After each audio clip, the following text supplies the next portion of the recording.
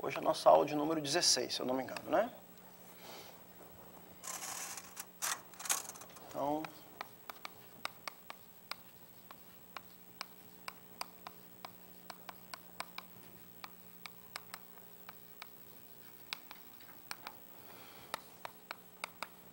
falar um pouquinho hoje sobre essa fórmula da inversão de Perron, e um pouquinho de fórmulas explícitas.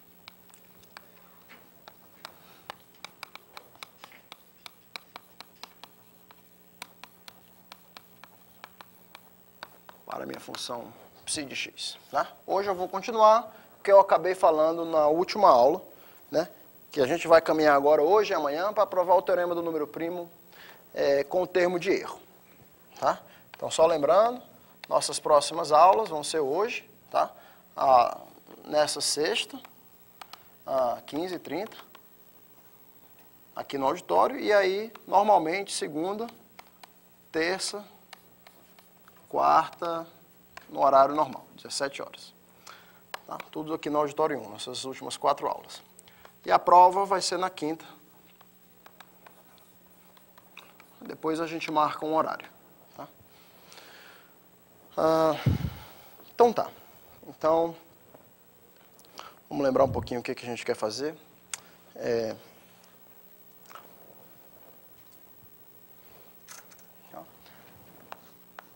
Vou lembrar um pouquinho aqui da motivação. O que é que eu quero fazer hoje com vocês, né? Tá? Então, o meu objetivo é, dada uma série de Dirichlet, tá? Uma soma de AN, n elevado a menos s, n de 1 até infinito. Tá? O objetivo da nossa aula de hoje é conhecer um pouquinho mais sobre as somas parciais. O objetivo é conhecer, dada essa série de Dirichlet, se mapeando nisso, conhecer as somas parciais, soma dos coeficientes a n, tá? Quando n é menor ou igual do que x.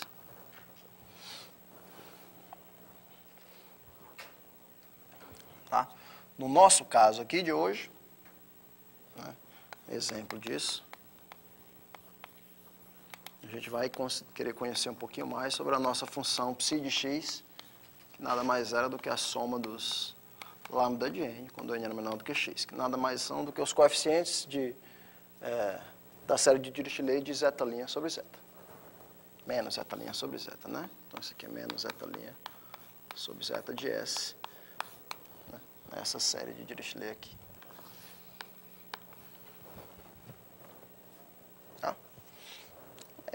E a ferramenta para você fazer isso, né, dentro do contexto de análise complexa, é usando certas integrações de contorno. Tá? Usando certas integrações de contorno. Por exemplo, isso aqui no final vai dar resultados como...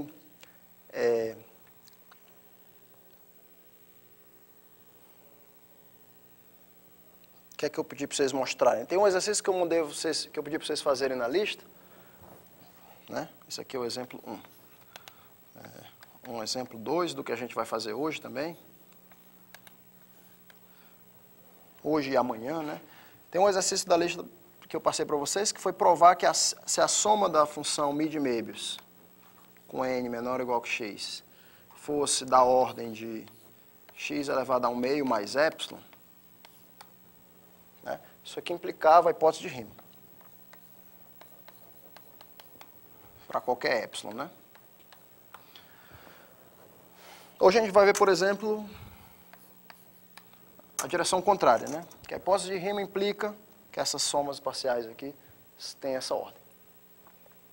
Né? Que até agora é uma coisa que a gente falei no curso, que era equivalente, tudo, mas de fato a gente não conseguiu provar ainda. A gente O exercício da lista é provar um dos lados da implicação, mas esse outro lado aqui é um pouquinho mais difícil. Então, várias dessas outras implicações, né? Coisas que são equivalentes a hipótese de rima, às vezes um lado é mais fácil de provar e o outro lado você prova usando essas fórmulas explícitas, através dessa fórmula da inversão de Perron que a gente vai fazer agora. Tá? Então, o objetivo era você... Então, isso aqui é a motivação, porque a gente vai fazer um breve outline aqui do que nos espera, é a gente considerar esse tipo de integral aqui, né? A gente considerar um tipo de integral para um C positivo, né? Você considerar a integral 1 sobre 2πi de C sobre essa linha vertical aqui. E aqui eu vou botar x elevado a s sobre s ds. Tá? Então, essa integral aqui, que eu chamei a princípio de I de x, um certo x, né? xc. Tá? No final da aula passada, ou seja, estou integrando aqui só sobre essa linha vertical. Né? Eu dei uma motivação para vocês, né? Se a gente for permitido passar aqui um c maior do que zero, né? Se eu fosse permitido mudar o contorno de integração até o zero, tá? Vocês viram que isso daqui dava moralmente a transformada de Fourier da função sinal. Né? Na verdade, que isso daqui dava... Isso aqui era a transformada de Fourier, desculpa, da função 1 sobre 2π e x, que é a função sinal. Mas aqui eu teria que pegar um polo, né? Se eu botasse nessa reta aqui, eu tenho um polo dessa integral no zero. Né? E para jogar essa integração sobre essa reta de parte real c sobre essa reta de parte real zero, eu moralmente estaria pegando metade desse polo. Né? Então, a ideia filosófica é que isso daqui dê... a gente vai provar isso daqui, que isso daqui deu o que a gente chamou dessa função delta de x. Né? Dependendo do x, quer dizer, isso aqui vai ser 1. Desculpa, vai ser 0. Se o x for menor do que 1, vai ser 1 meio. Se o x for igual a 1, e vai ser 1 se o x for maior do que 1.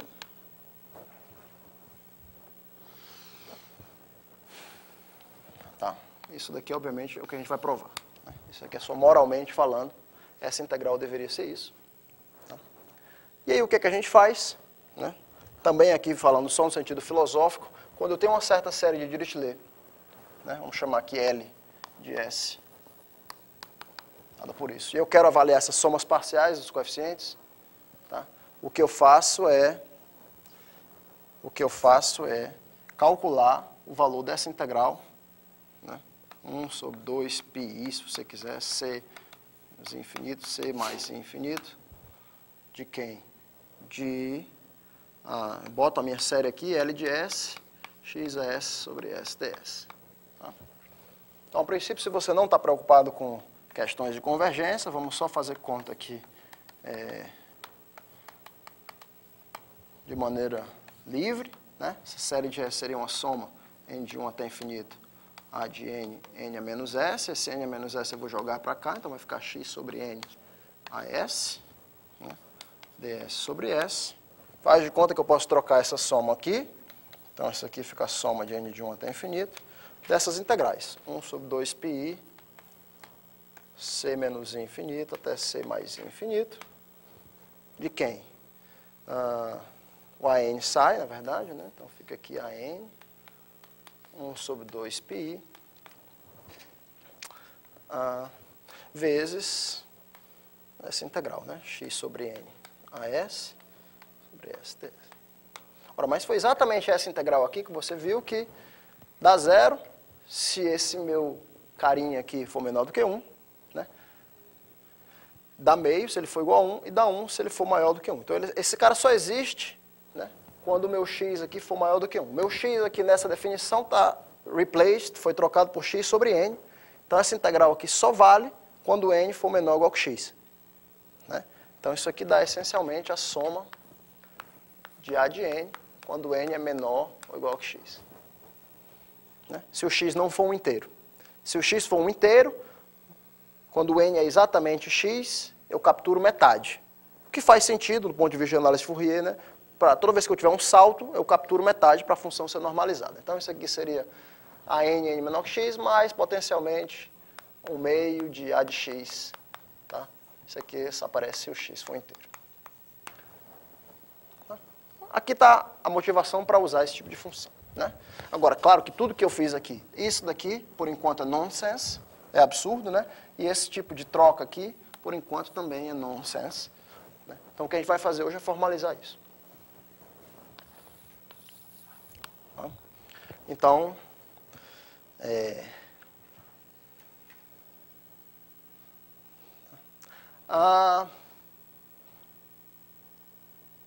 muito bem, por que é legal?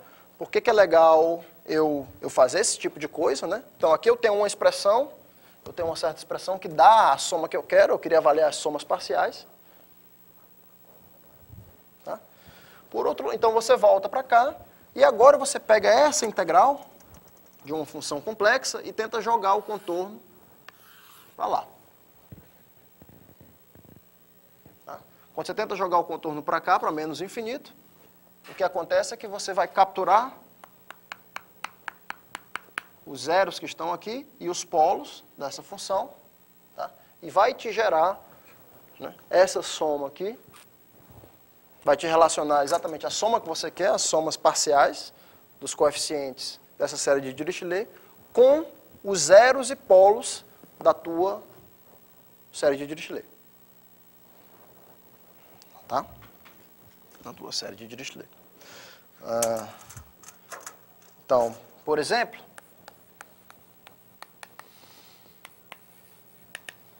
se a tua função L de S for igual a menos zeta' de S sobre zeta de S, tá?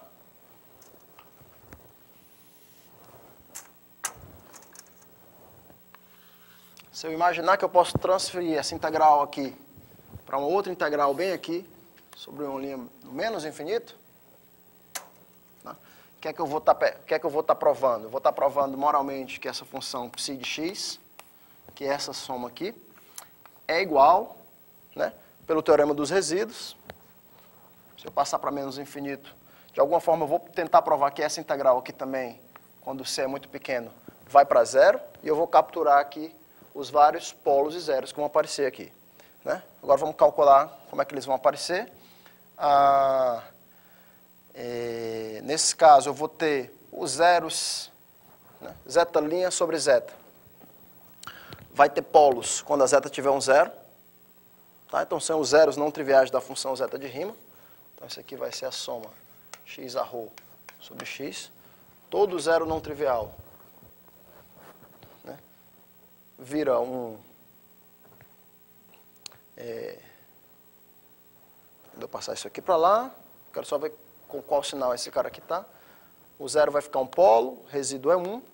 Tem um resíduo aqui menos 1. Tá? Então, essa integral aqui, resíduo menos 1 vai ficar x elevado a ρ sobre ρ. Tá? Quer dizer, isso é isso. Deixa eu pensar. Essa integral aqui, menos essa, deveria dar os resíduos. Tá? Então, essa é uma integral 1 sobre 2πi. Integral de menos de c menos i infinito até c mais i infinito, de menos zeta' de S sobre zeta de S, a xs ds deveria ser igual à soma dos resíduos desse negócio, né, nos polos, né? Resíduos dessa tua função aqui. W de S.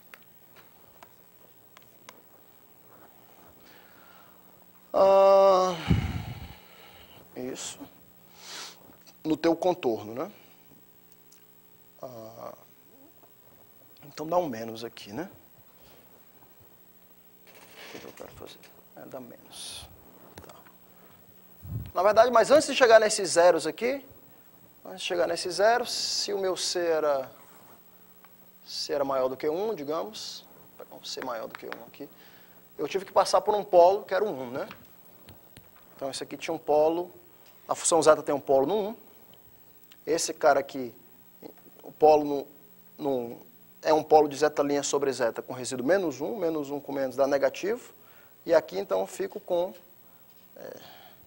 quando S é 1, dá simplesmente x. Então, dá x menos isso, né? Cada um desses caras entra com um sinal menos. E o que mais? Eu também tenho um polo, quando S é 0, quando S é 0 aparece um polozinho aqui. E o resíduo é exatamente menos zeta' de 0 sobre zeta de 0, que é um número. E, além disso, eu tenho todos os outros zeros não triviais. Aqui.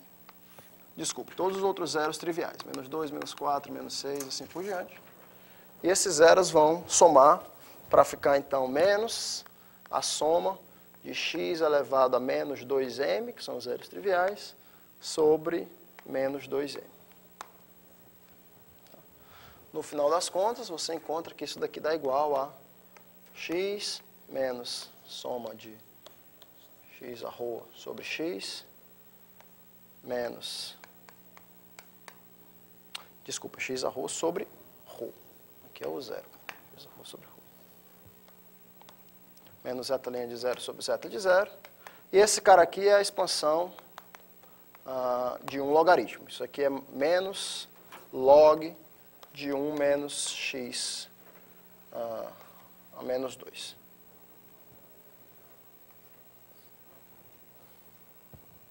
Tá? Então, essa é a fórmula, deixa eu escrever aqui que a gente quer provar. A gente quer provar exatamente essa fórmula explícita aqui. X menos x a ρ sobre ρ menos zeta' de 0 sobre zeta de 0 menos log de 1 menos x a menos 2. Tá? Essa soma aqui deve ser entendida como o limite, né? Essa soma aqui, x a ρ sobre ρ, deve ser entendida como o limite. Quando t vai para infinito, soma de x a ρ sobre ρ, onde a parte imaginária, né? O ρ para mim vai ser sempre sigma mais it, sigma mais i gama. A parte fracionária dele vai até uma certa altura t, que aqui tem um certo cancelamento envolvido. Tá? Então está aqui o nosso objetivo. Aqui o nosso objetivo de hoje é provar isso daqui. Como é que a gente vai fazer? Obviamente, tudo que eu falei aqui tem muita dose de você acreditar, né? Tem coisas aqui que eu ainda não provei, isso aqui não é bem assim, isso aqui também não é bem assim. Até o fato de mover essa integral do menos infinito ao mais infinito para outra integral aqui, provar que ela é zero, não é bem assim. Então, tudo a gente vai fazer, a gente vai ter que truncar tudo aqui no level t, no level menos t, encontrar os erros em função de t, passar isso aqui para cá, um retângulo sobre um certo t apropriado, e depois ter cuidado com esses termos de erros para chegar aqui. Mas, moralmente, é essa fórmula que você quer. É uma fórmula que relaciona somas parciais com os zeros da sua L função. Né? Se você estivesse trabalhando com uma outra L function que não fosse essa, você encontraria uma fórmula semelhante para as somas parciais dos coeficientes dela. Por exemplo, se eu quisesse trabalhar e analisar as somas parciais da função μ de Möbius, né, você vai lá e trabalha com a L function que é 1 sobre zeta. 1 sobre zeta eu sei que dá a função μ de Möbius. Né? Você joga aqui, você vai ter uma relação das somas parciais da função μ de Möbius com esses zeros. Né? Daí que eu estou tirando, exatamente de fórmulas como essa, que se você tem informação sobre os zeros, você consegue informação sobre as somas parciais. Né? Se eu tiver a hipótese de Riemann, todos os zeros estão na reta meio, eu vou ter informação sobre essas séries aqui. Exatamente essa fórmula que a gente vai usar para provar essa implicação. Né? Se eu tiver que essas somas parciais são meio, vou usar para cá. É exatamente essa fórmula aqui que a gente vai usar para refinar o teorema do número primo também. Né? O teorema do número primo a gente provou que psi de x é x mais um ozinho de x. Né? Agora a gente vai usar o nosso conhecimento para avaliar esse termo aqui. Né? Para avaliar que se o ρ é um sigma mais i gama, né? O que é que você sabe? Você sabe que a parte real dele tem que ser menor ou igual do que existe uma certa constante C1 que você tira o log gama daqui. Né? Então, o fato de eu ter essa região livre de zeros aqui, tá, vai me permitir refinar um pouquinho mais essa soma e calcular o termo de erro no teorema do número primo. Tá? Vamos fazer isso com calma hoje e amanhã. Entendido, senhores, a motivação? Tranquilo o nosso roteiro? Vamos fazer isso aí. Tá? Então, primeira ordem do dia é a gente fazer o que a gente chama dessa fórmula da inversão de Perron. A fórmula da inversão de Perron é exatamente o que eu estou descrevendo aqui, só que no level T, truncado.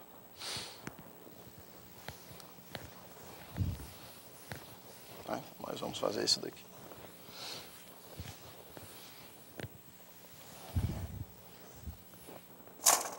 Teorema 1.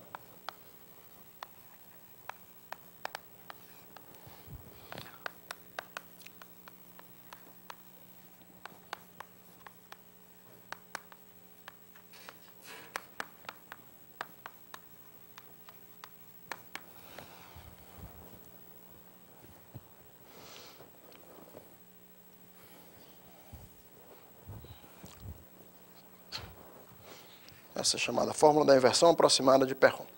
Vamos fazer o seguinte. Como é que eu quero anunciar para vocês? Vamos lá. Seja C maior do que zero.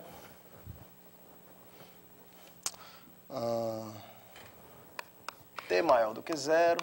Y maior do que zero. Vamos chamar essa soma aqui, considere I de YT. Esse meu I vai ser a integral que eu estava chamando aqui, também I de X. Só que agora eu vou trocar o X por Y aqui, só para ficar de acordo com as minhas notas. Isso aqui vai ser 1 sobre 2 pi, a integral, em C. Agora C menos IT até C mais IT. Tá? YS, TS sobre S.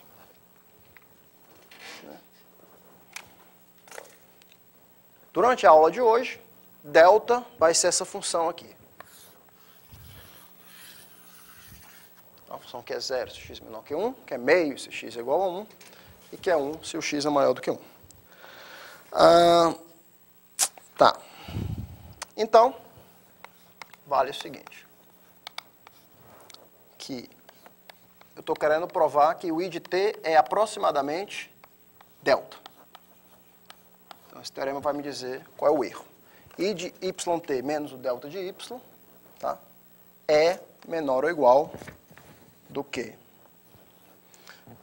vou botar aqui, y elevado a c vezes o mínimo entre 1 e 1 sobre t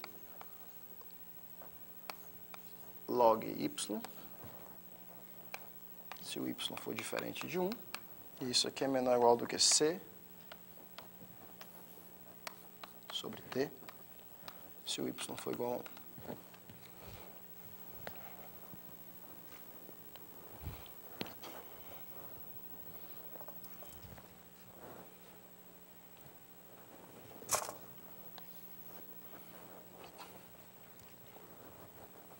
Tá? Ou seja, estou querendo analisar, estou querendo provar que isso daqui é moralmente delta, de fato é, né? O meu t aqui é o parâmetro de truncamento, né? Se eu pegar o t muito grande, e de yt menos o delta de y é menor ou igual do que esse erro aqui, se o y for diferente de 1, esse y elevado a c vezes o mínimo entre 1 e 1 sobre t log y, e se o y for 1, obviamente isso aqui não vale, né? Isso aqui é ruim. Na verdade, eu vou trocar essa cota só por c sobre t, se o y for igual a 1. Observe que se o y estiver parado, e eu mandar o t para infinito, né, esse i de yt, obviamente, converge para delta de y, porque aqui o t vai para infinito, esse cara ganha, o t vai para infinito, isso aqui dá 0 em cima, 0 embaixo, para o y parado. Né? Então, é isso que eu quis dizer com essa integral dá moralmente esse delta. É nesse sentido aqui. Né? Na verdade, vocês vão ver que uma fórmula com esse tipo de erro é muito mais conveniente do que a gente ter, digamos assim, um certo processo de limite sem saber o que de fato está acontecendo. Né? Porque a gente vai precisar saber quem são os termos de erro exatamente para garantir que eu posso trocar as integrais, garantir para usar o teorema da convergência dominada e assim por diante. Né? muito do que foi feito aqui foi só do ponto de vista formal. Para você formalizar, você precisa de mais conhecimento. Muito bem.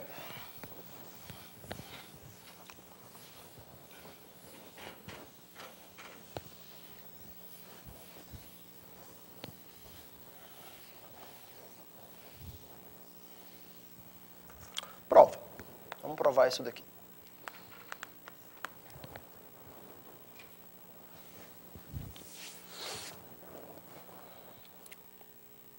Então, vamos fazer o seguinte. Assuma. Vamos trabalhar com o y menor do que 1. Tá? Vamos trabalhar com o y menor do que 1.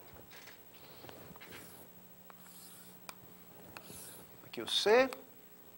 Tá? Aqui o 0. Essa é a integral que você quer olhar, mas só até uma certa altura, t. C mais it, C menos it. Você quer olhar para essa integral aqui. I de y t igual a 1 sobre 2 pi, integral de C menos it até C mais it, ys ds sobre s.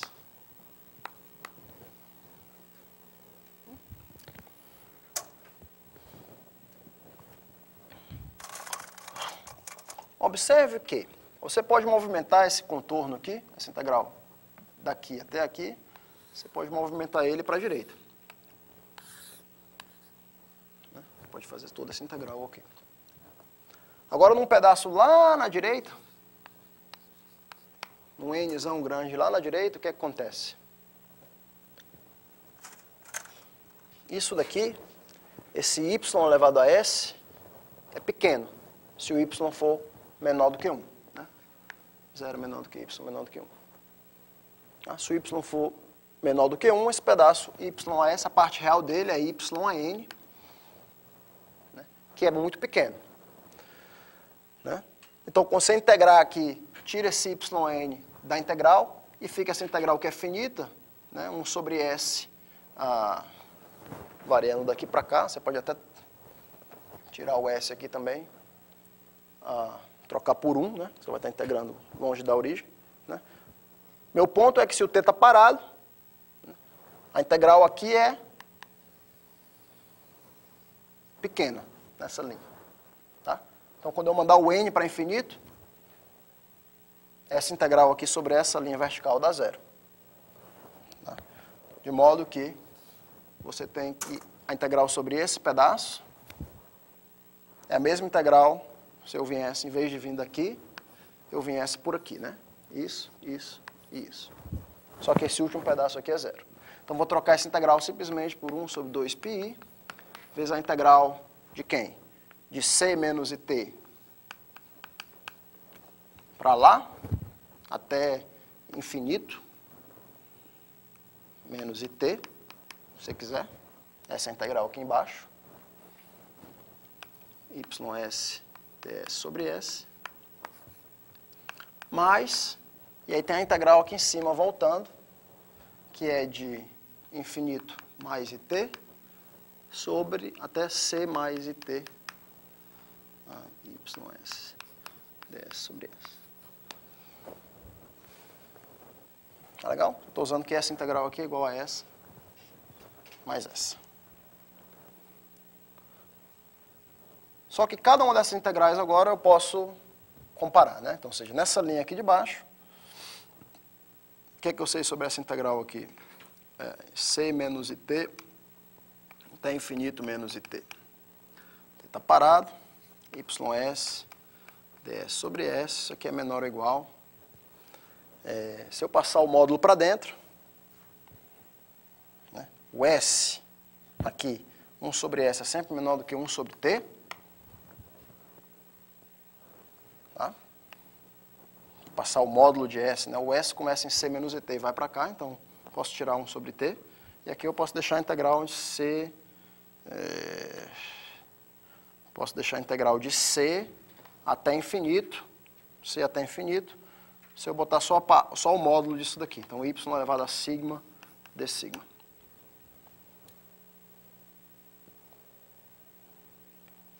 Tá?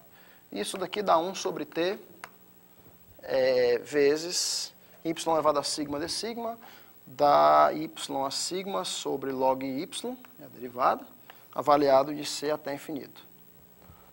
Então, isso aqui dá, obviamente, quando sigma é infinito, eu fico com y a infinito, como y é menor do que 1, dá zero. Então, isso aqui dá simplesmente menos 1 sobre t log y a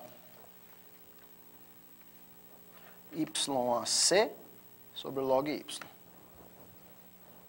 Só que o y é menor do que 1, então isso aqui dá y a c sobre t, valor absoluto de log de y. Que é essa cota aqui. Tá? Y elevado a c vezes 1 sobre t, módulo de log de y.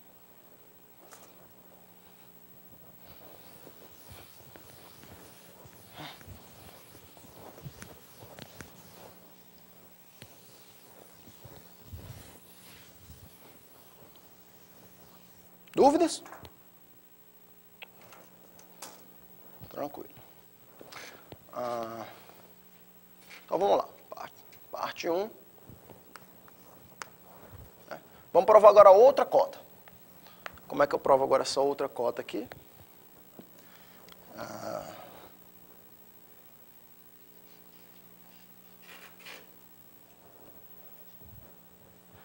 Essa outra cota é também não muito difícil provar. O que você faz é o seguinte. Você tem aqui o seu C. Você vai integrar de C menos IT até C mais IT. Só que agora, em vez de trocar esse integral aqui,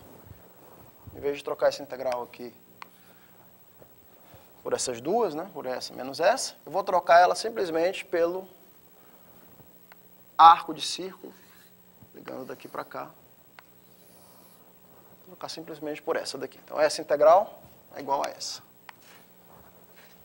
sobre esse círculo gama. Né? Ou seja, meu I de YT é igual a 1 sobre 2πi, integral em gama, de ys ds sobre s. Integral em gama. Meu gama aqui é outra. Esse gama. Gama é esse círculo, esse pedaço de círculo. Né? Observe que é igual porque eu não peguei nenhum polo para cá, tá, gente? Então, mesma coisa aqui, não tinha nenhum polo para a direita, então é só uma igualdade. Agora, nesse círculo, né, eu estou supondo o caso em que o y é menor do que 1. Esse círculo aqui, então, passo aqui o módulo para cá, módulo, beleza. Quer dizer, aqui ainda tinha 1 sobre 2π, né? Se eu quisesse jogar, então... Eu vou esquecer esse 1 sobre 2π aqui, né? Tá aqui 1 sobre 2π aqui, 1 sobre 2π aqui também. Esquece 1 sobre 2π, tá? Funciona.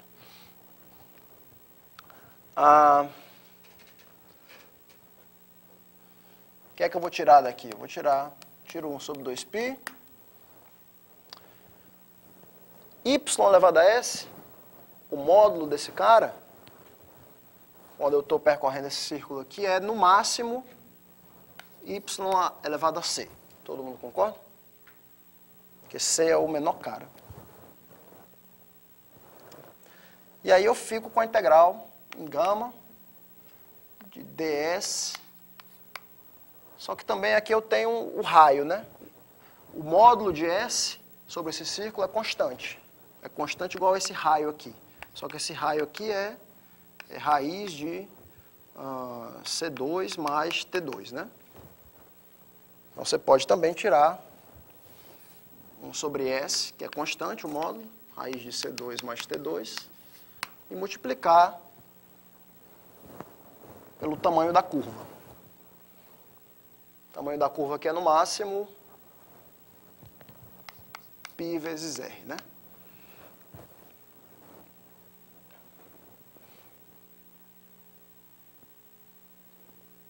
Tá? Então, aqui é, na verdade, R. Posso botar aqui R. E o tamanho da curva é, no máximo, π vezes R, porque ela está toda desse lado aqui. Né? De fato, então, aqui o que acontece é que você corta isso aqui, isso daqui, isso daqui, isso daqui, isso aqui dá menor do que Y. Tem um fator 1/2 aqui na frente.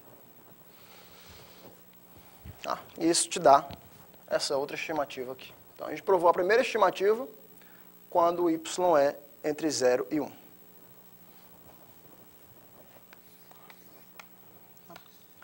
Se o y for maior do que 1, se o y for maior do que 1, você faz a mesma coisa.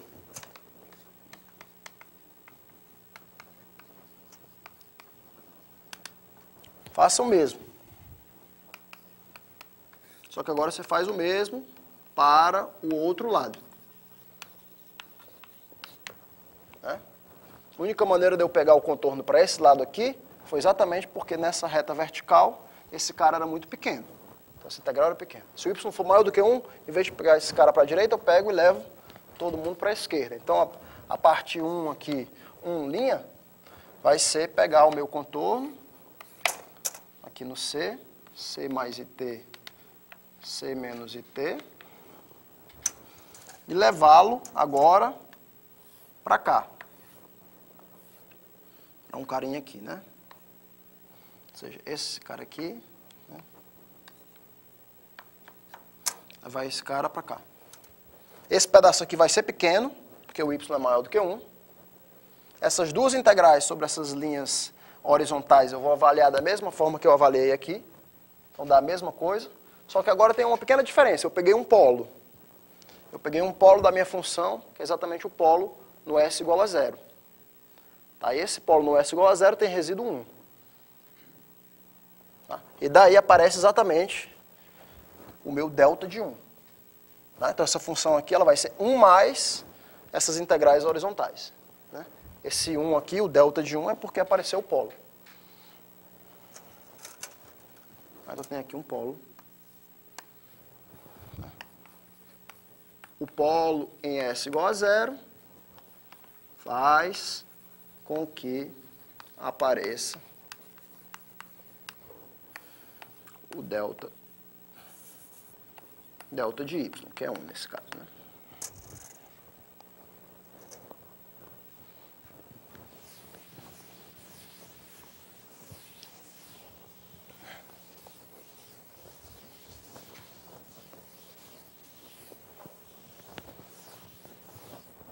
E o 2', mesma coisa também. Só que ao invés agora de integrar C menos IT, C mais IT, pegar o arco de círculo à direita, você pega agora o arco de círculo, quer dizer, esse aqui ficou muito grande.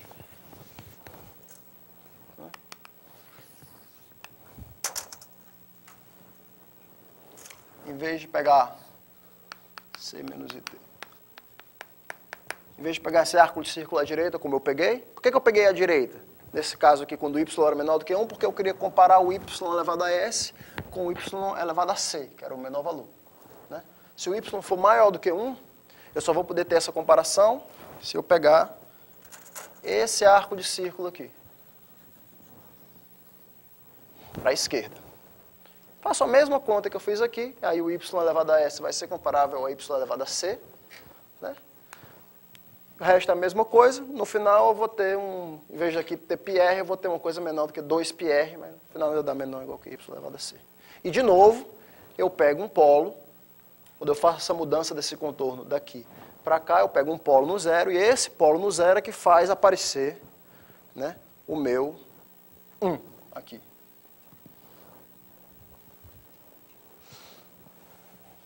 Tá? De novo. Polo em S igual a 0 implica no delta de y igual a 1 aparece, tá?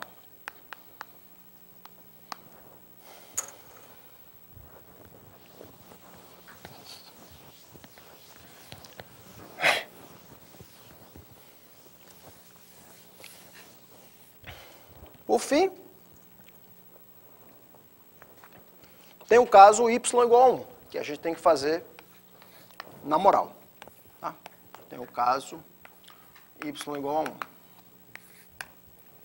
E no caso onde o y é 1, tenho que avaliar isso aqui mesmo na moral. Então, y de 1t dá igual a 1 sobre 2πi, integral de c menos it até c mais it. Vamos ver o que dá isso aqui. O y é 1, então dá só ds sobre s. Né? Vamos mudar a variável aqui, vamos chamar o s de c mais itzinho. Então, essa integral ela fica 1 sobre 2πi. integral de menos tzão até tzão, o ds dá o i dtzinho, e o s aqui dá c mais i tzinho. O i corta, dá 1 sobre 2π, integral de menos tzinho. Deixa agora multiplicar em cima e embaixo pelo conjugado, então dá C2 mais T2, que multiplica em cima da C menos IT, dt. Essa integral aqui, como eu estou integrando de menos tzão até tzão, é simétrica. A parte imaginária vai cancelar, porque a parte imaginária na variável tzinho, ela é ímpar. Tá? Então essa integral aqui vai ser só 1 sobre 2π, integral de menos tzão até tzão, de C sobre C2 mais T2 dt. Tá? De menos tzão até tzão, você pode botar só de 0 até tzão, porque a função é par, na variável tzinho, 2dt. Agora tem um 2 aqui na frente. E esse 2 eu posso cancelar com esse 2 aqui. Aí que eu faço essa integral aqui, isso daqui já vai ser um arco tangente que vai aparecer. Então, deixa eu fazer mais uma mudança de variável. Tzinho igual a C vezes x. Isso aqui dá 1 sobre π. Integral de 0 até quando tzão. O x é tzão sobre C.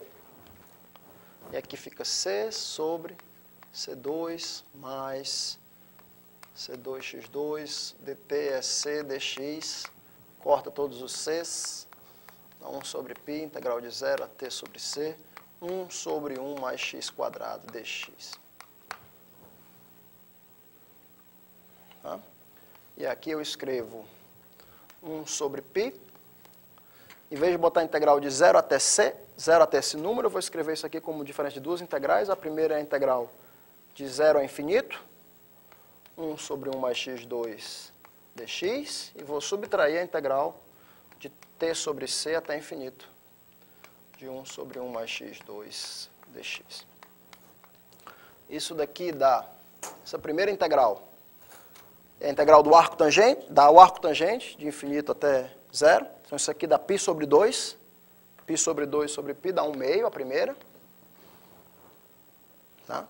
E essa segunda aqui dá menos 1 sobre π vezes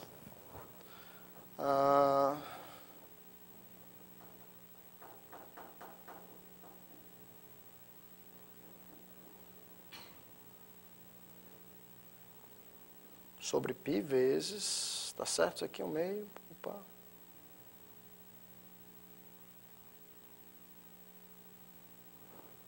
Tá certo.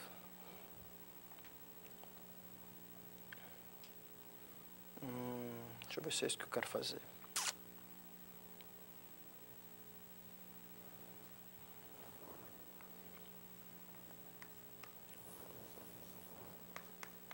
π sobre 2 menos o arco tangente t sobre c.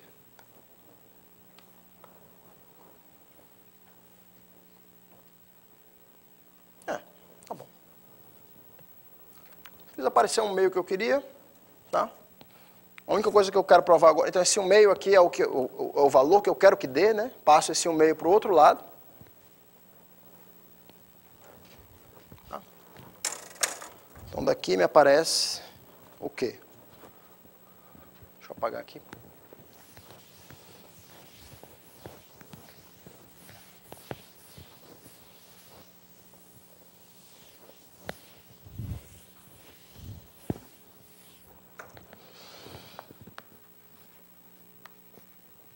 Segue que I de 1t menos 1 meio é menor ou igual do que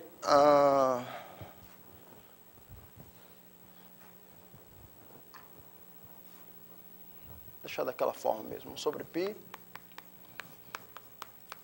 sobre 2 menos arco tangente de t sobre c.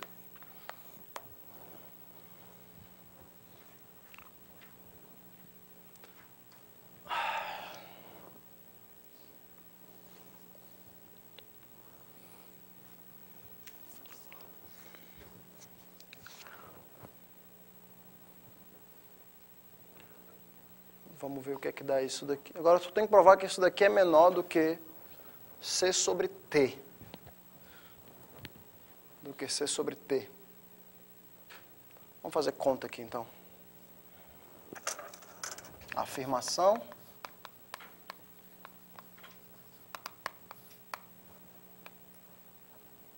Um sobre π, π sobre 2 menos arco tangente de um certo número θ.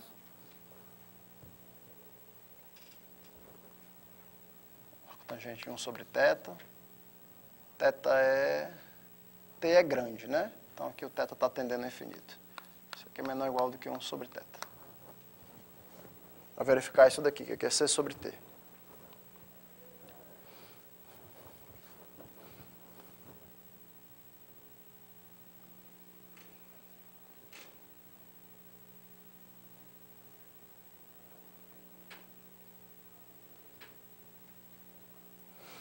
Isso aqui vale se só se. Passa esse cara para cá. E para cá. Tangente desse ângulo for menor ou igual que a tangente daquele. Vamos fazer essas continhas aqui. Tangente desse cara. A tangente aqui é crescente nesse intervalo. For menor ou igual do que a tangente desse cara. Alguém lembra para mim o que é tangente de alfa menos beta? Vamos lá, vocês da trigonometria. Tangente de alfa, mais ou menos? Menos tangente beta, sobre 1. Menos aqui ou mais? 1 mais? Certeza? Tangente de A mais beta, é tangente de A mais tangente de beta sobre 1. Vamos lá, gente. Vou ter que fazer a conta aqui. Tá certo isso aqui?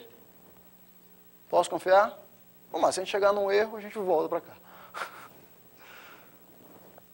Então, quanto é que é essa tangente aqui? Isso aqui implica que a tangente de π sobre 2 menos arco tangente de θ dá igual a tangente π sobre 2... que é 1? Não, que é 0, 1. Não, aqui eu estou fazendo a conta errada, não era para eu estar fazendo assim, não.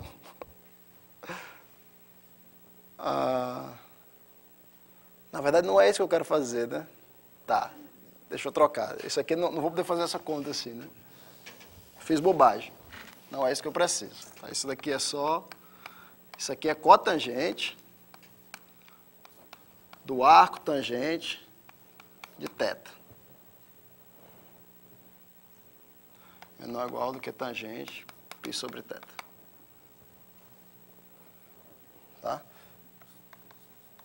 Então, daqui sai. Se tangente de θ se esse arco tangente de θ é B, né? É beta, né? Porque a tangente de beta é θ, então a cotangente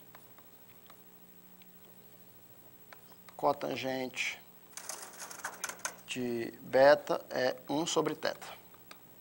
Tá? Então, isso daqui, na verdade, é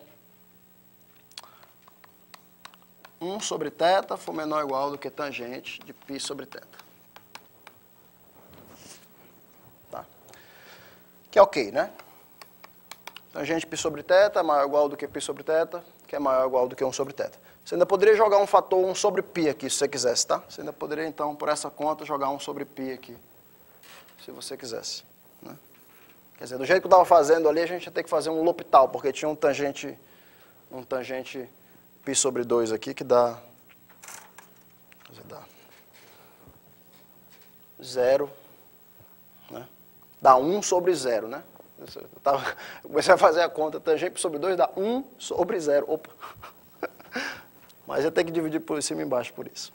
Beleza. Então, tranquilo? Isso encerra a prova.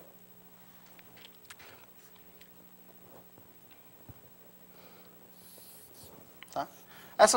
Vocês viram, até pela própria prova, o que está aqui não é ótimo, tá? Eu poderia jogar aqui um π aqui e um π aqui se eu quisesse, mas não tem problema não. Tá? O importante é que eu tenho essa cota qualitativa com respeito a t. Muito bem. Dúvidas? Tá? Então, a prova desse fato não é difícil, né? Isso aqui é só um exercício integral de contorno e variável complexa, né? Nos casos y, diferente de você manda para o lado adequado, avalia sobre retângulo e sobre arco de círculo. No outro caso, você manda para o outro lado, e o caso y igual a 1, você tem que fazer na moral mesmo, né? Um pouquinho de trigonometria aqui, você acaba. Uma vez que a gente tem essa fórmula em mãos, vamos tentar encontrar a nossa fórmula explícita para a função psi. Tá? Agora eu vou especializar a minha função psi.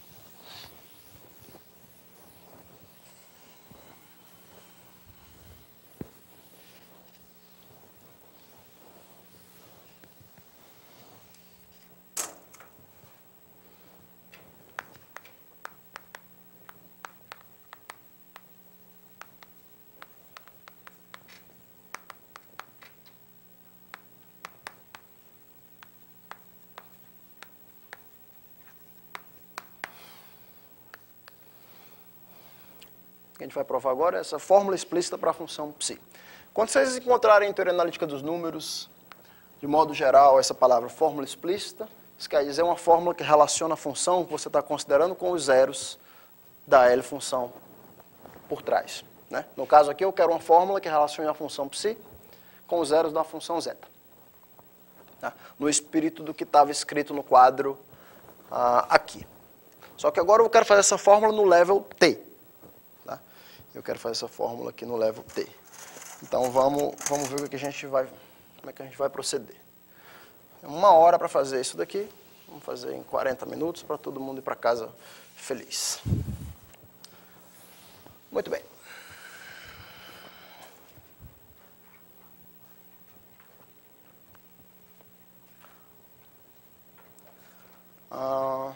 Então vamos lá.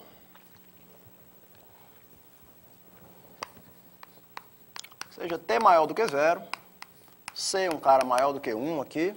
Vamos pegar o c maior do que 1.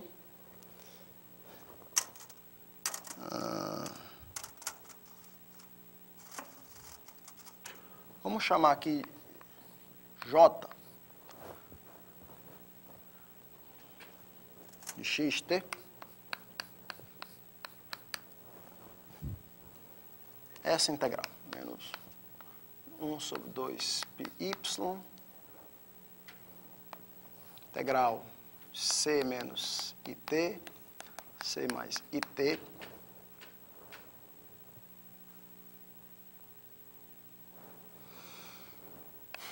menos zeta' de s sobre zeta de s, x elevado a s sobre s ds.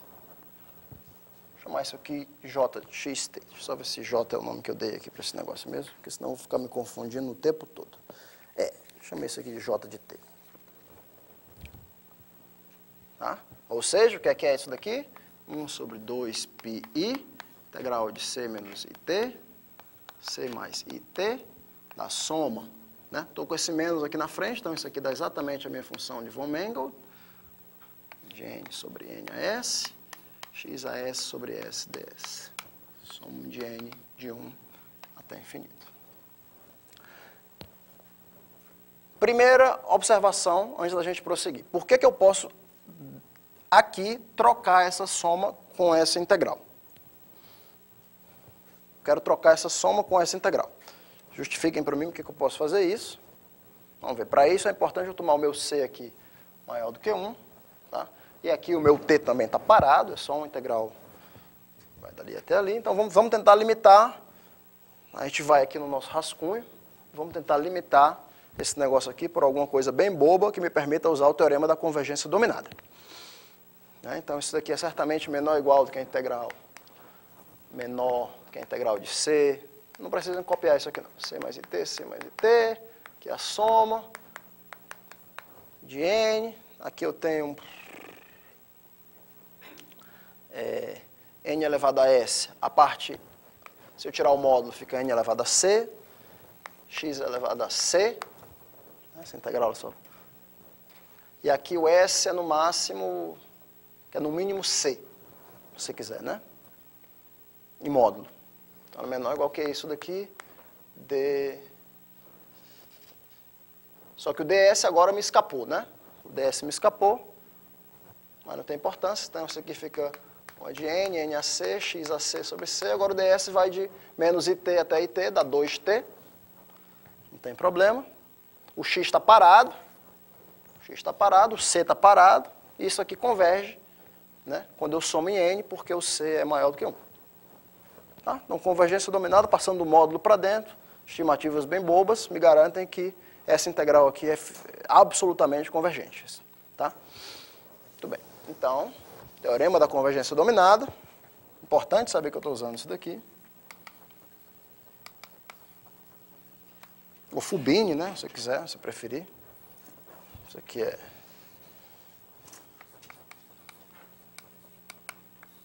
Garante que isso daqui é igual a 1 sobre 2, a soma. Posso trocar a soma com a integral, então fica a soma de lambda n vezes 1 sobre 2 pi, integral c menos it, c mais it, de x sobre n a s, a ds sobre s. Soma de n de 1 até infinito. Muito bem, cada uma dessas integrais aqui, que foi que eu chamei isso daqui de gama n, eu chamei isso aqui de i de x sobre n t. Tá? I de x sobre n t. Então, esse j de xt é igual a essa soma.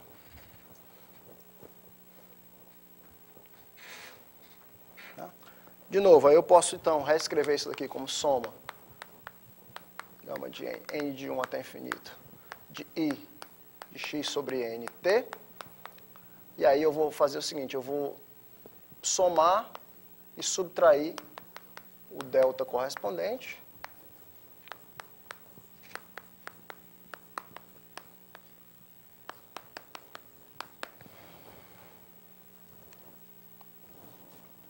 Tá legal?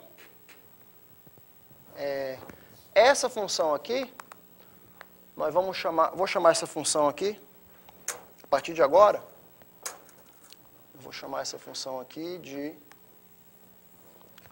psi0 de x. Não. Psi0 de x é quase a minha psi de x. Né? Ela é igual a psi de x quando x não é uma potência de primo. Se o x for uma potência de primo, eu não pego aquele último cara, pego só metade dele. Tá? Então, só para clarificar, essa psi0 de x é igual a psi de x se o x for diferente de p elevado a k, e ela é psi de x menos 1/2 desse log p, esse último cara, né? Menos o gama de x, o lambda de x, se o x for igual a uma potência de primo. Que é esse cara aqui vai ser 1/2, né? Se o n for um inteiro, vai ser 1/2. Tá? Então, o que é que a gente obtém? Pelo teorema 1, pela fórmula da inversão de Perron, o que é que eu tenho? A minha função psi0 de x menos j de xt, em módulo, é menor ou igual do que o quê?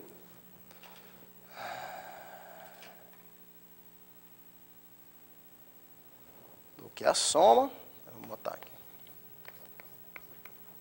lambda de n, vezes o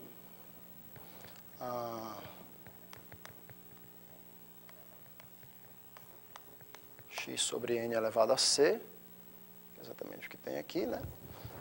Vezes o mínimo de 1 sobre t log de x sobre n, módulo. Mas, potencialmente, aqui um último termo, né? Se o meu x for um inteiro, eu vou ter um termo aqui, aquele c sobre t. Eu vou ter um termo aqui que é lambda de x, c sobre t. Esse último cara aqui só aparece só se o x for uma potência de prima. A princípio aqui o x é um número real, tá, gente? Então aqui o x para mim vai ser um real maior do que 2. Vamos dizer, maior do que 2. Para não ter problema aqui eu estou tomando uns log de x, vamos botar que o x aqui é um real maior do que 2.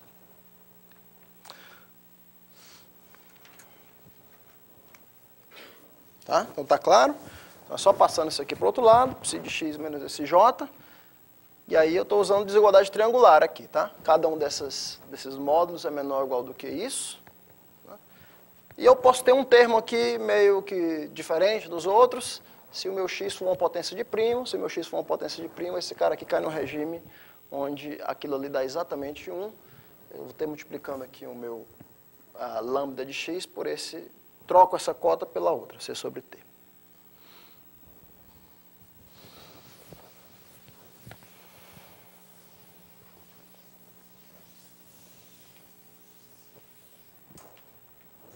Tá? Então isso aqui é importante. Vamos guardar aqui.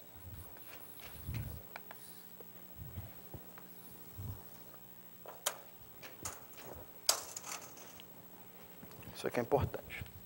O que é que eu quero fazer?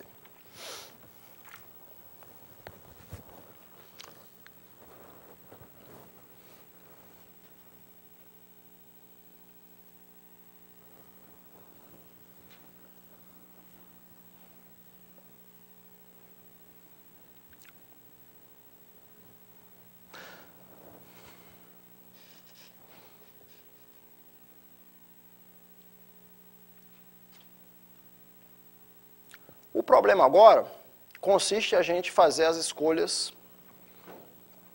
Eu tenho que fazer algumas escolhas adequadas aqui. Certo? A primeira escolha que eu vou fazer é a escolha do C. Aqui, que o meu C está livre para eu escolher. Uma vez que a gente escolheu o C adequadamente, esse lado aqui vai ficar mais ou menos entendível e vai ficar uma coisa que depende de T. Depois a gente vai tentar mandar esse contorno, como eu falei para vocês, com o T parado, para o outro lado,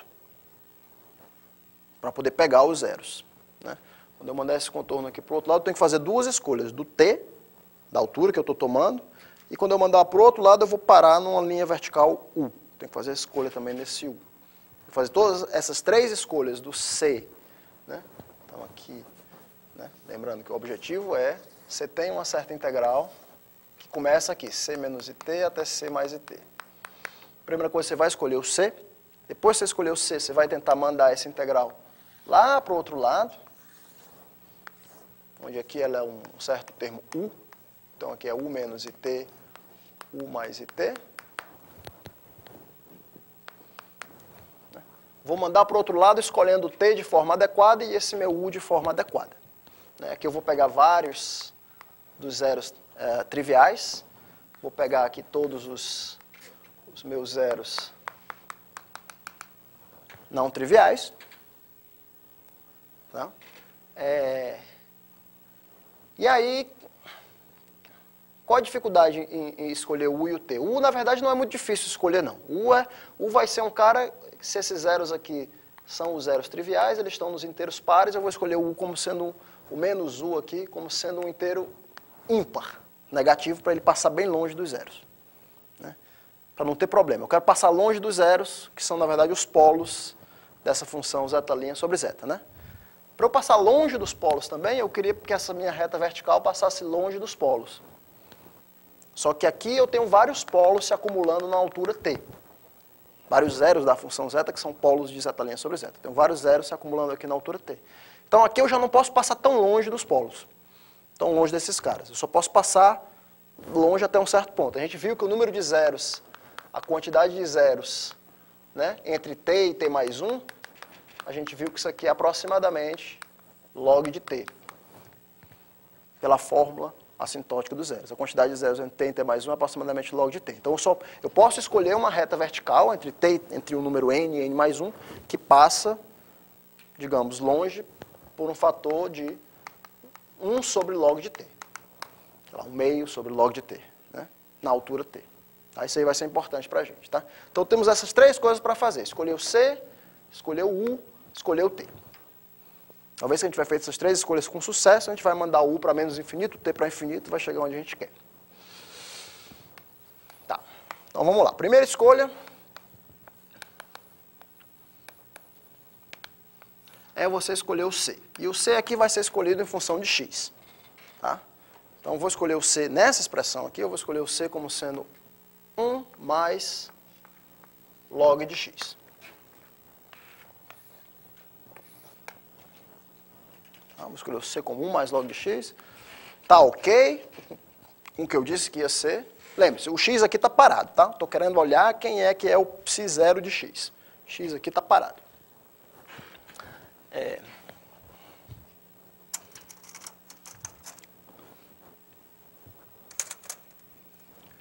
C é maior do que 1, como a gente pediu, né? A gente pediu que o C fosse maior do que 1 para eu poder aplicar esse fubini aqui. Tranquilo, né? O C é maior do que 1, ele é 1 mais log x. O x aqui é maior do que 2, tô tranquilo. E aí vamos ver. Note que com isso, com essa escolha do C, você tem que o x elevado a c, que é um cara que vai aparecer com frequência por causa do termo de erro na aproximação de Perron. Oi?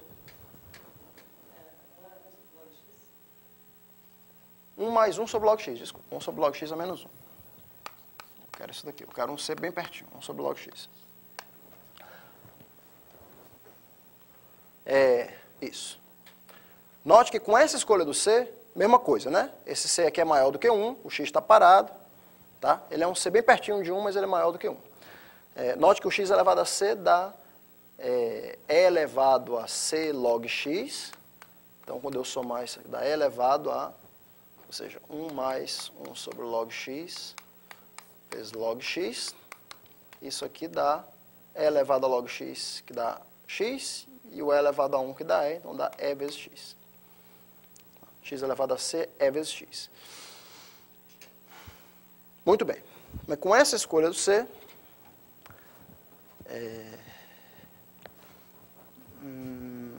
tá tudo que eu preciso estar ali. Vamos voltar para cá.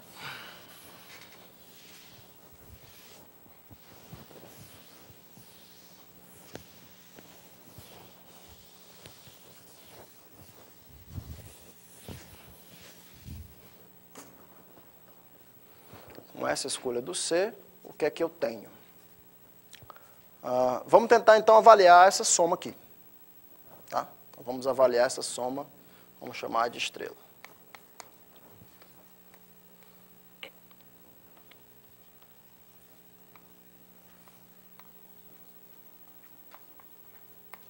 Vamos avaliar a soma estrela.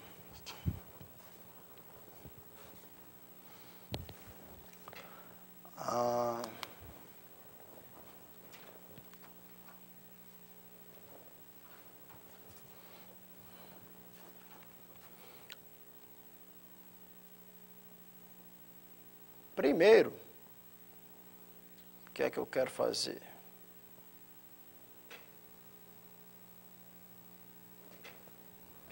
Primeiro eu quero olhar para os termos dessa soma estrela. Eu vou dividir em vários termos, tá? Então eu vou olhar para os termos, primeira parte aqui. Eu vou olhar para os termos n que estão longe do x. Né? Porque aqui tem um termo meio perigoso. O meu x está parado, o meu x é um número real. Tem um termo meio perigoso aqui que é esse log de x sobre n. Porque ele está no denominador. Então esse n não pode estar muito perto do x, porque senão esse cara é ruim. Tá? Então, eu vou olhar primeiro para os termos dessa soma aqui, que o n está longe do x. Mas longe nesse sentido, né, que x sobre n está longe do 1. Então, vou olhar para os termos onde o n é, digamos, menor do que 3/4 de x, ou o n é maior do que 5/4 de x. Tá?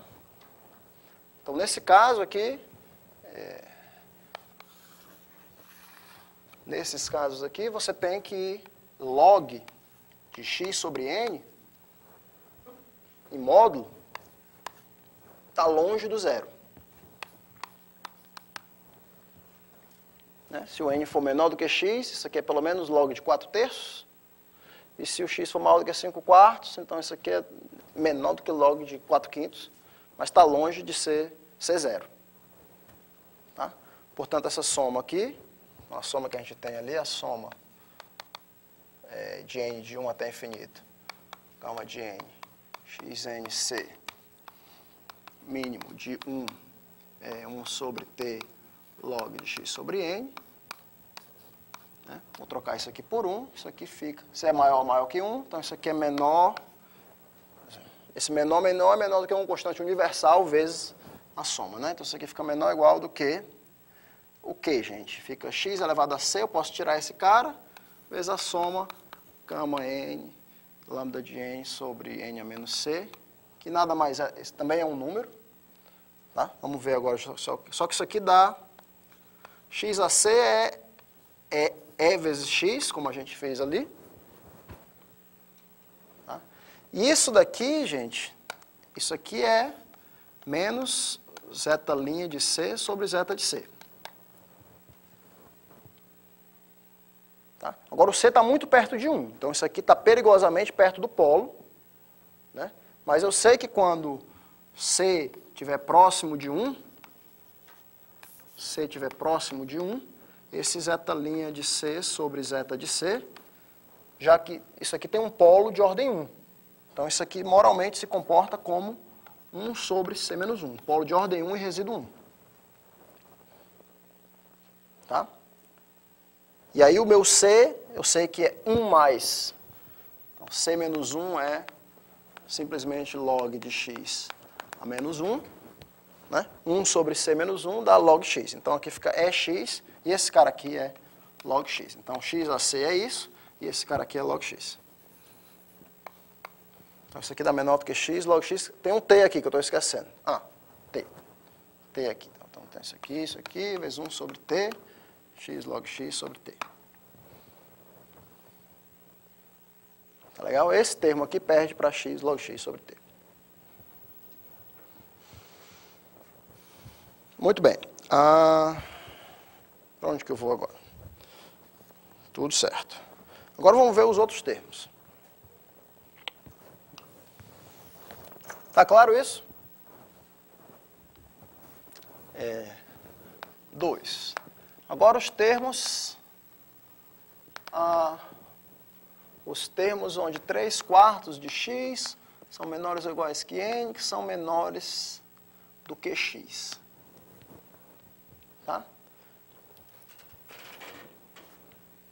Obviamente, se o n for igual ao x, gente, se o n for igual ao x, está aqui a contribuição, tá? Se o n for igual ao x, está aqui a contribuição, que é no máximo, sei lá, log x sobre t. Se o n for igual a x, a contribuição já está ali, eu já vou incorporar aqui, que é a contribuição no máximo log x sobre t. Estou fazendo aqui com n menor do que o x. Só que quando o n é menor do que o x, o que é que pode acontecer? Eu não quero usar esse 1, eu quero usar sempre esse cara aqui. O que pode acontecer, aqui eu só tenho que ter cuidado se o x...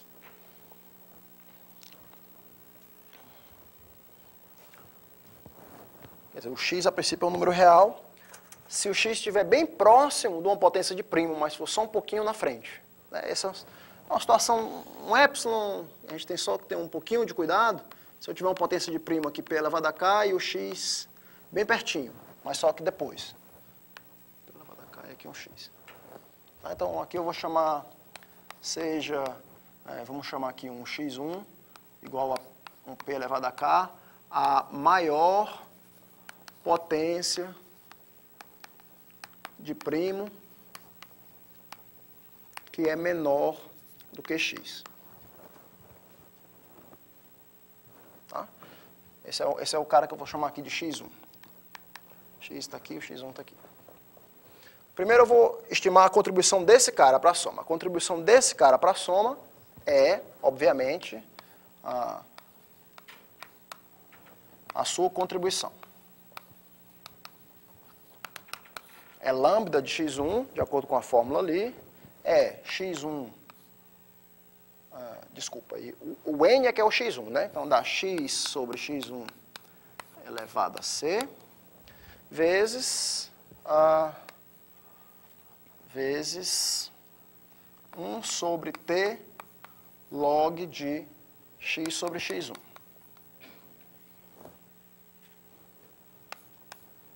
Eu tenho que só dar uma olhada em quem é esse log de x sobre x1. Quem é que é o log de x sobre x1? O x1 é menor.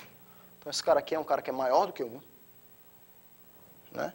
Então, como é que eu escrevo isso daqui? Eu escrevo isso aqui como sendo log de...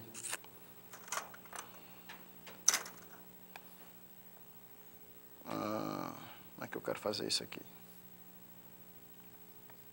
x1, escrevo isso aqui como sendo 1 menos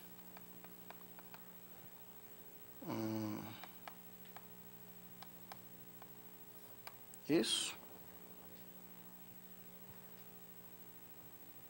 Tá? Na verdade, 1 mais isso.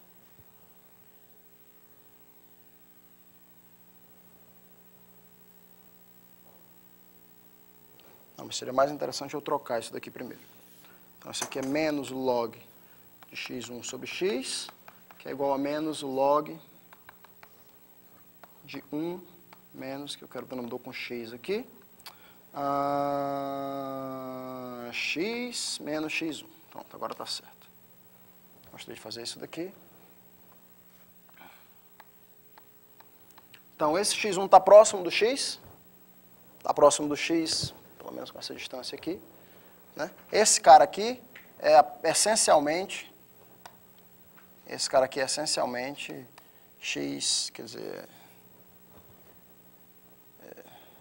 x menos x1 sobre x. Tá? Essencialmente é isso. Portanto, esse cara aqui, essa contribuição dá menor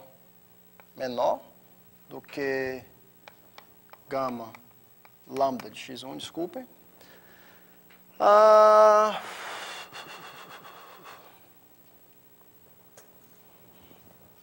Vou trocar aqui já por log x, se vocês não se importam. Log x. Esse cara aqui dá, no máximo, sei lá, 4/3 elevado a c. Então, e elevado a c. Então, aqui vai aparecer um e elevado a c, que é log x. 1 elevado a c, que é x, né? Então, aqui fica x, porque eu não quero esse cara aqui.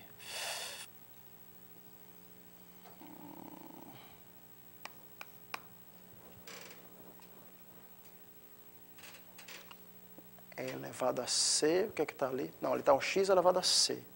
Não, o elevado a c é menor que um número, né? Então, isso aqui eu não preciso me preocupar, não. Desse cara aqui, x sobre x1, é no máximo, se o x1, obviamente o x1 tá, eu quero que o x1 esteja nesse intervalo aqui. Então, x1 é pelo menos 3/4 de x, x sobre x1 é no máximo 4/3, 4/3 elevado a c, 4/3 ao quadrado, no máximo. Então, esse cara aqui é no máximo uma constante. E aqui eu fico com 1 sobre t vezes esse cara aqui. Então, 1 sobre t é no máximo... o inverso disso, né? X sobre t, x menos x1. Tá? Bem, então essa é a contribuição desse cara aqui. Esse cara é o priminho que chega mais perto.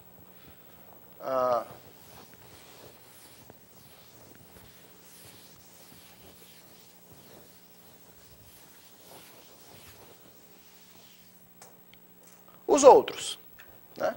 Então tem os outros aqui, o 2, parte A, parte B. Parte B é você olhar para os caras de fato 3/4 de x, menores ou iguais que n, que são menores ou iguais do que o x1, até esse primo x1. Né? Aí aqui está tranquilo, quer dizer, você quer olhar essa soma, você quer olhar o lambda de n, x sobre n a c, 1 sobre t log x sobre n.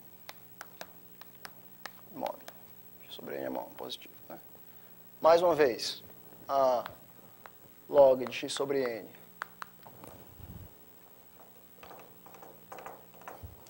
Log de x sobre n é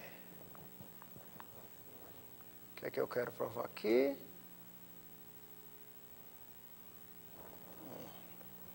Na verdade, eu tenho que andar no sentido contrário. Deixa eu só reescrever aqui. Na verdade, eu vou chamar o n aqui de x1 menos v. Tá? Com esse v variando de 0 até 3/4 de x. Até 1/4 de x, né? No máximo. E eu quero agora a soma desses caras, né? A soma desse de n, x sobre n a c, 1 sobre t, log de x sobre n. Estou fazendo isso aqui só para limitar isso daqui. Isso aqui é menor ou igual do que a soma. Vamos botar aqui de v de 0 até 1/4 de x. Esse lambda de n você troca por log x. Esse cara aqui, a gente já viu que é uma constante, no máximo, nesse intervalo. E aqui você tem 1 sobre t. Só o que acontece com esse log de x sobre n? Deixa eu só escrever aqui. Então, esse log de x sobre n vai ser log de x sobre o n, eu vou escrever como x1 menos v.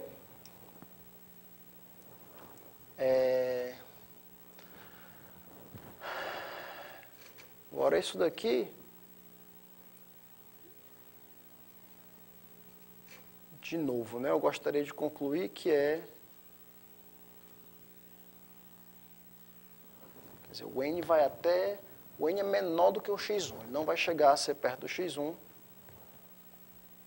porque eu não vou deixar, né, x1 menos v maior do que zero. V maior do que zero. Tá? Isso aqui é certamente limitado. O que é que eu quero fazer aqui? X sobre n.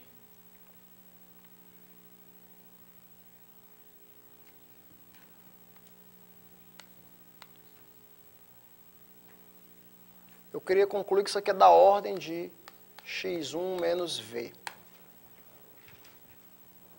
Por que isso daqui é verdade?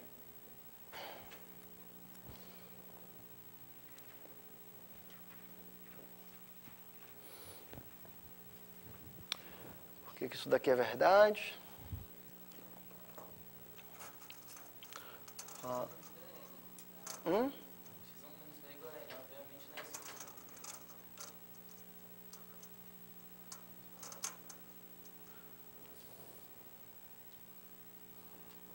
Sobre v.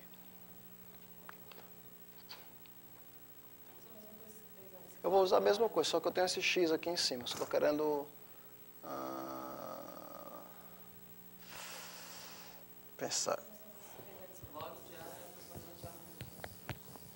Isso daqui é igual a menos log de x1 menos v sobre x. Isso daqui é menos log de 1. E aqui o que é que tem sobre x aqui? Menos a x menos x1 mais v.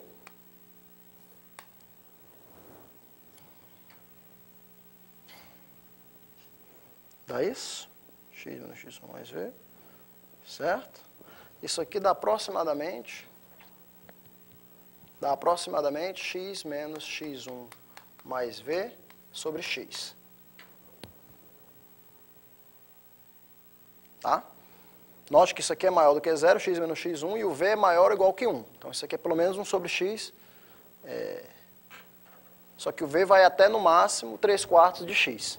Então, isso aqui está num regime onde esse log de 1 menos isso é aproximadamente isso aqui, em módulo. Tá? Bem, tá bom. Então, essa soma aqui fica o inverso disso, né? Log de x sobre n. O inverso desse cara aqui, dá x sobre x menos x1 mais v. Tá? No final das contas, o que é que dá? Isso aqui sai. Agora eu estou somando em v. Estou somando em v. Né? Isso aqui sai, isso aqui sai, isso aqui sai. Então, isso aqui dá x log de x sobre t. Só que essa última soma aqui em V, uma soma do tipo 1 sobre V de 1 até 1/4 de x, que é uma soma que majora essa, inclusive, que esse x menos x1 ainda é positivo. Soma de 1 sobre V de 1 até x é log x. Então aqui fica um log x quadrado. Tá claro?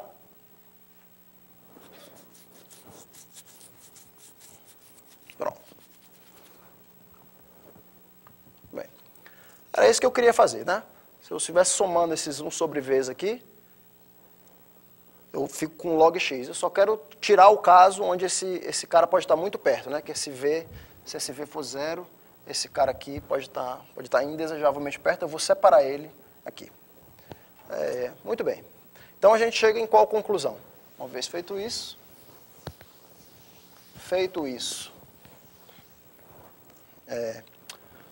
o terceiro caso, né, é o caso onde o n é maior do que o x e menor ou igual do que 5/4 de x. Tá? E eu faço, isso aqui é análogo ao caso anterior.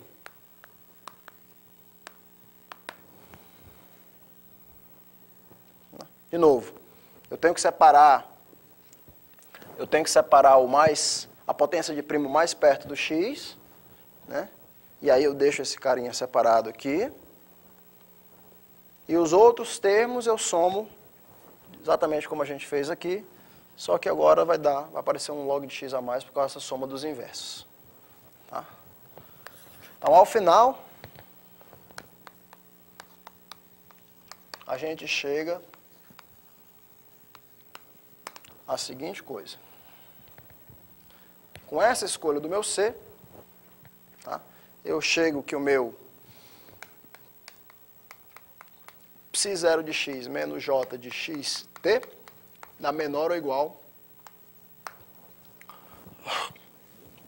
do que o quê? Vamos juntar tudo aqui que a gente tem.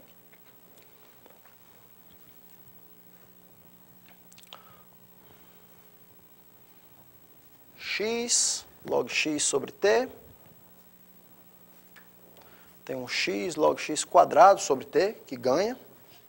Deixa eu ver se eu fiz alguma coisa errada aqui. Mas acho que não. A gente tem que botar só que isso aqui é menor ou igual do que x log x quadrado sobre t. Esse foi o termo que ganhou. O que mais que eu quero?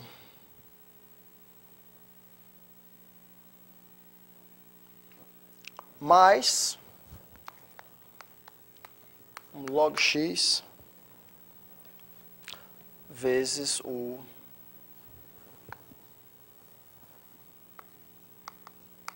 mínimo entre 1 e x sobre t. Vou botar isso daqui, para ficar igual a notação. Eu pesquisei. X, onde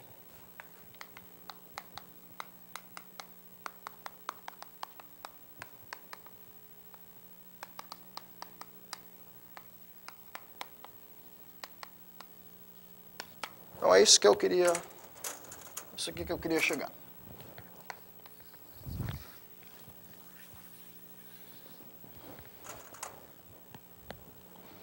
X0 menos esse j, menor ou igual do que x log x quadrado sobre t, mais um último erro aqui que sai, quer dizer, você observa que isso daqui já deu minha soma toda, x log x quadrado sobre t pega esse pedaço aqui, x log x quadrado sobre t pega esse pedaço aqui, que é a soma do resto tudo. Só falta esse pedacinho indesejável aqui, do carinha que é próximo do x, e falta potencialmente o x mesmo, se ele for uma potência de primo.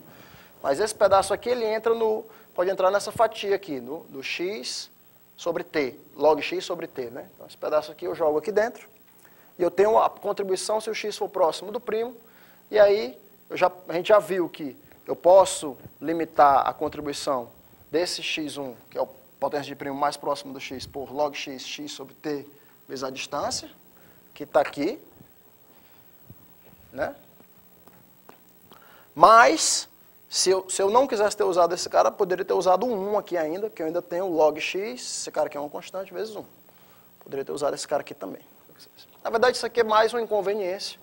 É só para vocês mostrarem, então, que a fórmula desse jeito aqui, se o x estiver parado, tá? Ó, esse colchetezinho de x aqui eu denotei como x menos x1, onde o x1 é a potência de prima mais próxima do x. Diferente do x, tá? Se o x for uma potência de prima, esse cara não está aqui. Eu olho para esse cidadão aqui e eu boto ele nessa conta aqui. Né? Mas se o x estiver parado, dessa fórmula aqui, quando você mandar o t para infinito, você já vê, né, que esse cara aqui aproxima o meu psi0 de x. Né?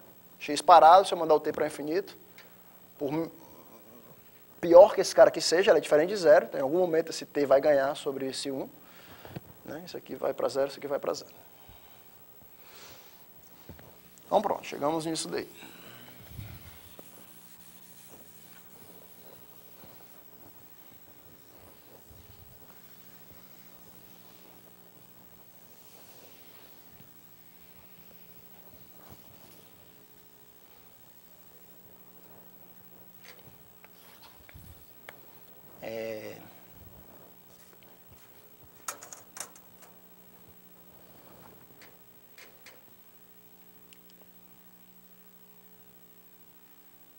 Próximo passo que eu estava falando para vocês agora é exatamente tentar mover o contorno. Né? Eu já consegui, então, um resto apropriado para esse meu j de xt. Agora eu vou tentar mover essa integral que está aqui para uma integral que está bem aqui. Para isso eu vou escolher o u, um inteiro negativo ímpar, e vou escolher o meu t de modo que eu passe o mais longe possível dos zeros, o mais longe possível nesse sentido aqui. Tá? Vou tentar transformar o meu j de t nessa outra integral aqui, e vou avaliar a integral nessa linha, nessa e nessa. Se o u for muito grande, a integral aqui vai ser zero, e aí vai me restar avaliar a integral aqui e aqui. E eu vou jogar o termo dentro desse termo de erro. Tá? No final das contas, eu vou mandar o t para infinito. Tá? E a gente vai ter a nossa aproximação do jeito que a gente quer. Né? E com isso a gente vai provar o teorema do número primo com erro. Eu acho que agora, talvez seja um bom momento para eu parar. Vou parar por hoje aqui. Tá? Amanhã a gente vai começar exatamente desse ponto. Essa é uma aula aqui de duas partes. Né? Hoje a gente provou então essa fórmula da aproximação de Perron, né, que vale, né, em geral, que vale para a gente tentar inverter qualquer série de Dirichlet. E a gente está, no momento, a gente está aqui parando na metade da fórmula explícita para a função psi, que é associada à série de Dirichlet zeta' sobre zeta. Tá? Mas começa amanhã exatamente desse ponto. Tá? Lembro vocês, a gente faz amanhã a prova do teorema do número primo com erro. Valeu, gente. Até amanhã, 3h30 da tarde, no auditório 1.